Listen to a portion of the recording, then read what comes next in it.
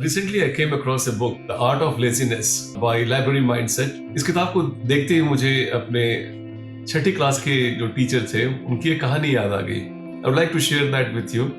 उन्हें बताया कि दो व्यक्ति थे, एक जो कि बहुत बुद्धिमान था और एक जिसको बुद्धि ज्यादा नहीं थी, वो कम बुद्धिमान था.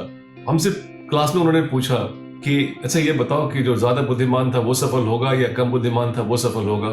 हम में से अधिकांश लोगों ने, संभवतः मैंने भी यही बोला कि जो बुद्धिमान था वो सफल होगा. उन्होंने बताया कि नहीं, ये कोई दोनों में से कोई भी सफल नहीं होगा, क्योंकि दोनों ने अपने आप में ये मान लिया था कि मैं बुद्धिमान हूं, मुझे तो I'll get everything because I am smart, I have got brain. And the one who had less wisdom or was not as wise, he had also accepted that, hey, I am not wise, I cannot achieve anything. But he says कि God has decided the balance of the world.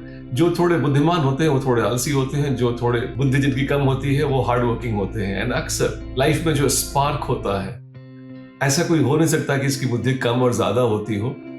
जहां पे थोड़ी बहुत ही बुद्धि हो और बहुत अधिक परिश्रम करने वाला इंसान हो, तो I think that is where the spark happens. ऐसा कुछ उन्होंने बताया था, पूरी कहानी तो मुझे याद नहीं है, but this is how I normally have identified कि आप भी अपने आसपास देखोगे तो अचीवर वही होंगे जिनको थोड़ी बहुत औसत भी बुद्धि हो और बहुत हार्ड वर्क करते हो, लेजी नहीं हो. लाइब्रेरी माइंडसेट की ये बुक, जिससे मैंने आपके लिए 5 चीजें निकाली हैं, I would like to share that with you. एंड उन्होंने आर्ट ऑफ लेजीनेस को एक रीडिफाइन कर दिया. ऐसा नहीं है कि जो लोग लेजी होते हैं उनके पास कोई चांस नहीं है.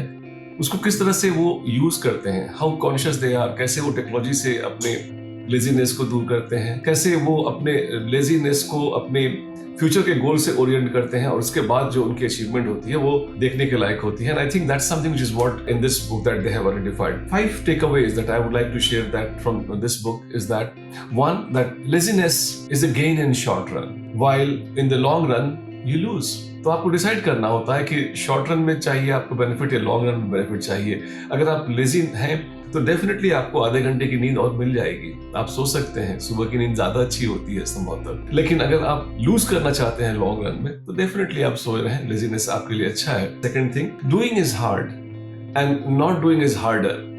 I think you have to make a conscious decision about it. आप लोग एग्जाम की तैयारी कर रहे हैं, you don't feel excited about reading new chapters, learning new facts, or more commonly I have seen in UPSC examination में खास करके लोग आंसर्स नहीं लिखते हैं. आप लिखना मुश्किल है. I don't think it is easy. Learning is difficult. Reading something is not easy. It's difficult. But fail करना harder है examination में. So you have to decide between doing, which is hard, or not doing and getting a bad result which is harder. What do you want? I mean, you have to make a conscious decision about it. Third thing, और बड़ी खूबसूरती से कहा है कि easy choice is hard life and hard choices is an easy life. तो आपको क्या डिसाइड क्या करना है? चॉइसेस आसान से लेनी है या फिर चॉइसेस आपकी डिफिकल्ट लेनी है? अब आपको ट्रेड ऑफ है लाइफ से.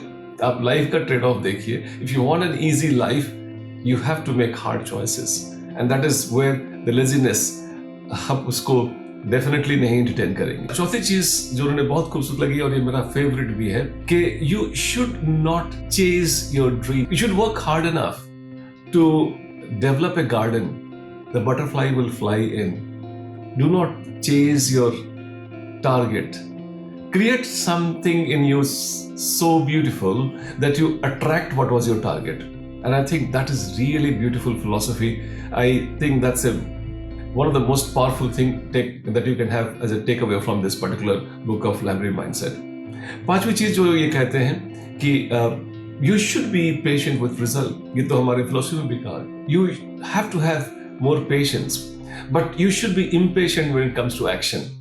Action के जब मौका आ जाए तो आपको impatient होना चाहिए. जब आपका रिजल्ट चाहिए तो वहां पे पेशेंस रखें, आपको धैर्य रखें, आपको जरूर मिलेगा. I think this are very beautiful takeaways from this book and I thought that I would like to share with you people. आपका इसमें 5 में से कौन सा फेवरेट है? I would like to hear out, because मैंने अपना फेवरेट बता दिया है. You should attract the butterfly, you should not run after the butterfly. That's my favourite. आपका फेवरेट कौन है? आप मुझे जरूर बताइएगा. I would be very happy reading about that in the comments. और क्यों आपका वो फेवरेट है? I would be also curious to know about it. It's an interesting book, but I think it is a beautiful way to go about laziness, एक नया आयाम दिया उन्होंने लेजीनेस को, and that's what I was really attracted by. All the best.